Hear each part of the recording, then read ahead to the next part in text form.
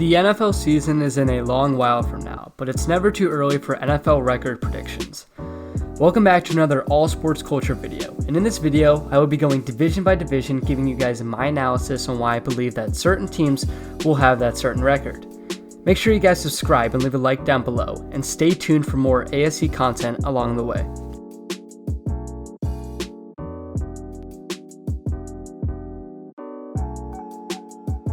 We start with the AFC North, and a team that I believe will be getting first place in this division are the Baltimore Ravens, in which I have them going 12-4. The Ravens had an incredible offseason, as I believe Eric DeCosta is the best general manager in football, and he kills it in the draft every single year. All signs point towards the Ravens having a better team next season, with the additions of Calais Campbell through free agency, and in the draft acquiring Patrick Queen in the first round, J.K. Dobbins in the second round, and many great players throughout the draft.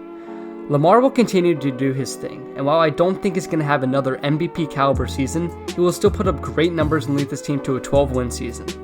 It's so hard for teams to have back-to-back 14-win seasons, even with an amazing roster like Baltimore has. For me, they'll go 12-4, grab the 2 seed in AFC, and look to win a Super Bowl. In second place, I have the Cleveland Browns finishing with a 10-6 record. This is going to make some people mad, but listen to what I have to say before you make an assumption. The Browns had 2 major problems last season that absolutely killed them: offensive line and coaching. They got rid of both of them, and not just got rid of them, they improved big time. Jedrick Wills was an incredible first-round pick, filling that left tackle void for them. They also signed Titans tackle Jack Conklin, who will play right tackle for them.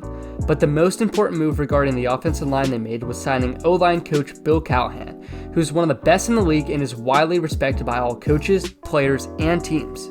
If you're not familiar with him, he was a former O-line coach for Dallas and Washington, and was even the Redskins' intern head coach last season. He's going to add a presence there that the whole Browns O-line is going to love, and it's a move I love. Going along with coaching, they got rid of Freddie Kitchens and signed a coach in Kevin Stefanski, a play-calling genius who did great with Minnesota. His only question mark is if he'll be able to actually lead a team, and which we'll see next year.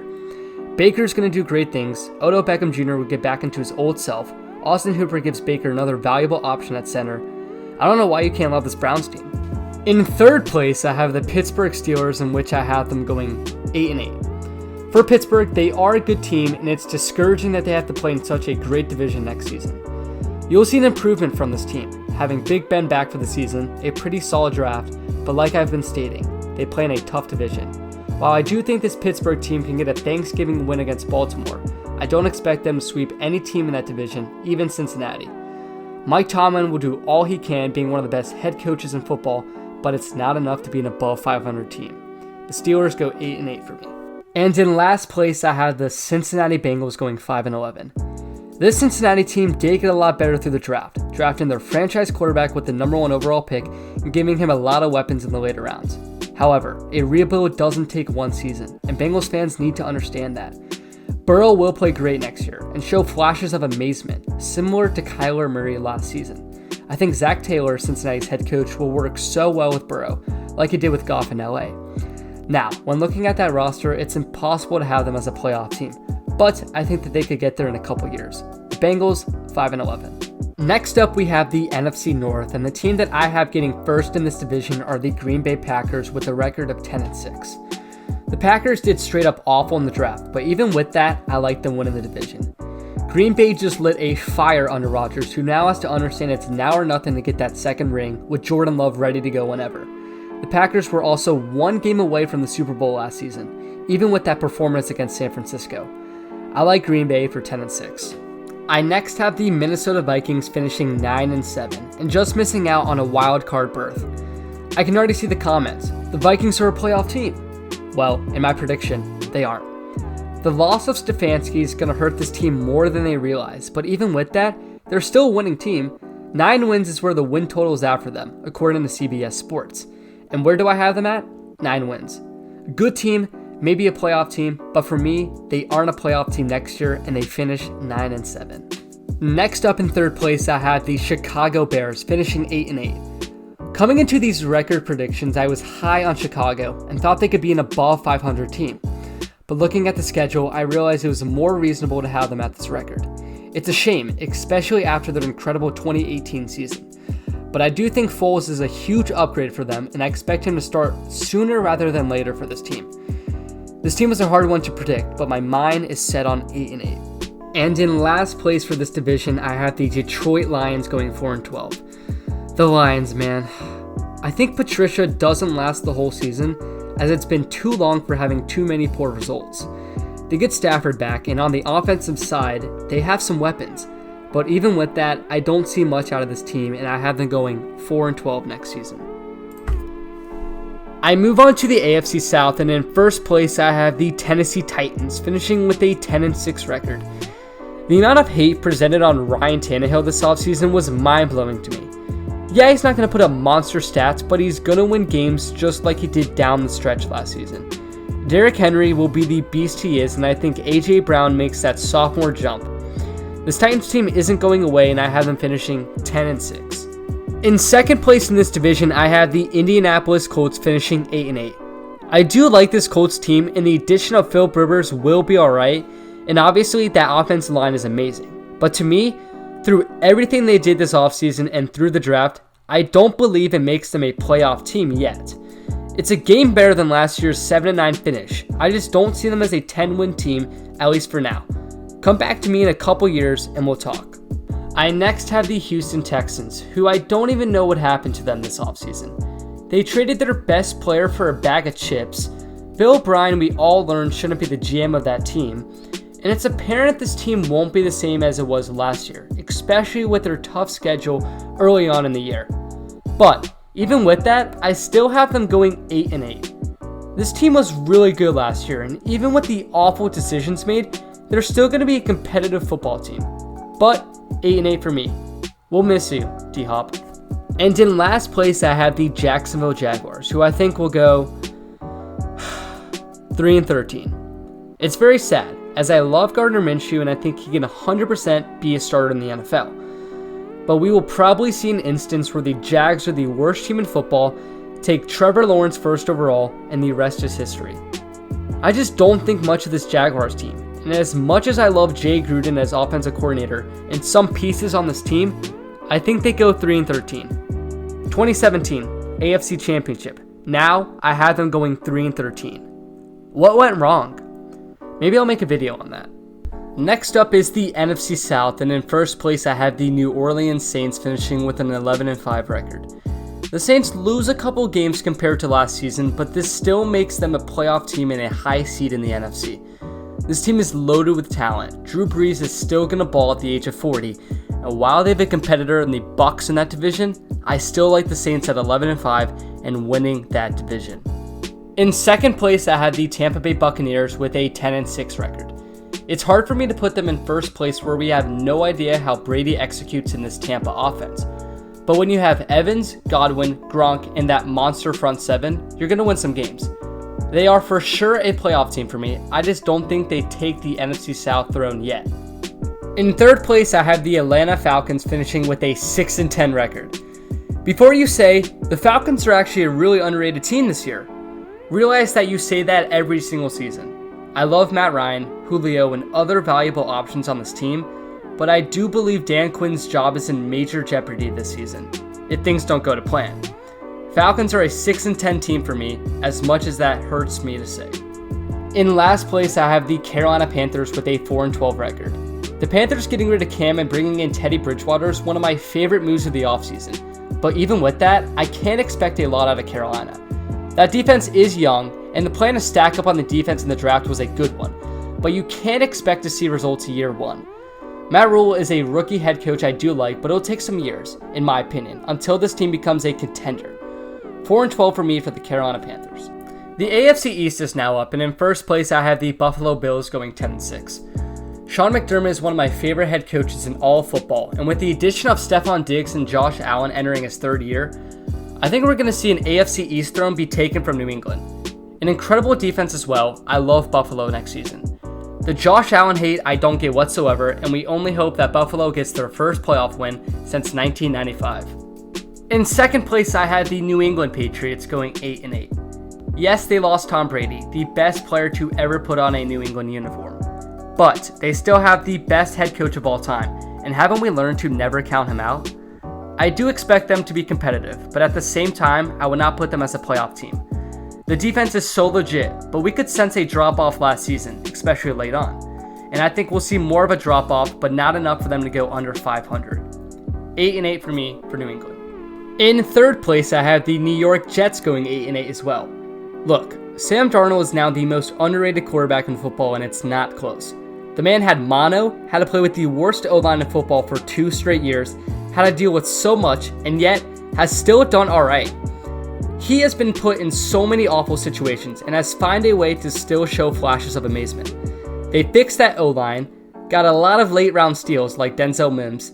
They will not be bad, barring something like mono happening again. 8-8, a competitive team, but still not playoffs yet. But soon. Soon, Jets fans. And in last place, I have the Miami Dolphins going 5-11. Let me say this loud and clear. Tua should not step on the field next season. If the Dolphins are willing to rock and roll and do whatever it takes for Tua to compete at the highest level, he should not play this season. The man is coming off an awful injury, and the worst possible thing they can do is rush him in. And with that, you have to sacrifice another year for him to be ready to go. They made some great moves with all the money they have, but with the NFL just having so many good teams, I'm not ready for them to be a 7-win team. Now, the direction this team is heading in, I love it, but I can't think too highly of Miami next season. The next division is the NFC East, and in first place I have the Philadelphia Eagles going 10-6. The Eagles won the division last season, have some incredible weapons on both sides of the ball, drafted a position of need in the first round, and hopefully a healthy Wentz. This team is still going to be great, even with all the hype surrounding Dallas. I love Sanders entering his second season. That offensive line is going to be legit as always, and even with not a lot of big offseason moves, they win the division at 10-6. In second place and also a 10-6 record are the Dallas Cowboys. The Cowboys, America's team. They are now rocking with Mike McCarthy as head coach, and I believe that's an upgrade from Jason Garrett. But the hype surrounding them being in Super Bowl contention, a deep playoff team, I don't see it. Yes, you got a weapon in CeeDee Lamb who will be great, but there's still some holes on that team, especially on the defensive side of the ball. But regardless, they will be a good playoff team, a great year hopefully from Dak and Zeke, and that's why I have them at 10-6. In third place, I have the Washington Redskins finishing with a 5-11 record. The Redskins had a complete culture change, signing Ron Rivera, Jack Del Rio, and got rid of GM Bruce Allen. They're heading in a great direction with a bunch of young guys on that team. But still, Redskins fans can't expect this team to be great right off the bat. Now, in a couple years, yes, I can for sure see that. But not yet. I give them 2 more wins as opposed to last season, but still, Redskins 5-11. And in last place, I have the New York Giants finishing 4-12. And this is going to make a lot of fans mad. The Giants, when looking at their roster moves, had a pretty good offseason. But not every team can be great, and in this instance, Giants fans luck out. A lot of question marks surrounding Joe Judge. Will Daniel Jones live up to his high expectations? I don't think this team will be a very competitive team next year, but maybe they'll prove me wrong. I have the Giants 4-12. I move on to the AFC West now, and in first place, with no surprise, I have the Kansas City Chiefs going 13-3 and being the best team in the NFL. Patrick Mahomes, Clyde Edwards-Helaire, Tyreek Hill, Travis Kelce. This team is loaded on offense, and even with that, their defense seems to improve every year. They're my Super Bowl favorites. It's impossible to not like this team, and if Patrick Mahomes gets 2 before the age of 25, he's on his way to being the GOAT. Already. In second place, I have the Denver Broncos going 10-6. I love this Denver team. Drew Lock was my favorite quarterback coming out of the 2019 NFL Draft. They added Melvin Gordon to make a dominant 1-2 punch in the backfield. Judy, Hamler, Sutton, and a young promising tight end in Noah Fant. And I haven't even got to that defense yet, who is a lot better than some people realize. They can have all the hype in the world, but it makes sense why they do. Playoff team for me, obviously not great enough to surpass Kansas City next season, but a young, promising, great team in which I have them going 10-6. In third place, I have the Las Vegas Raiders finishing 8-8. This team is criminally underrated heading into next season. They finished 7-9 last season, and their roster got better. John Gruden is such a stud, and his 10-year process is going to continue as they get better every single year. Derek Carr has become underrated at this point, and I see no way Mariota starts next season. Raiders 8-8, and don't call me crazy when they are in playoff contention down the stretch. And in last place, I have the Los Angeles Chargers finishing 6-10. Next year will be a weird year for Chargers fans at the quarterback position, as we don't know when Herbert will come in or if he's going to start. I think Tyrod should start until week 12 and have Herbert finish the year.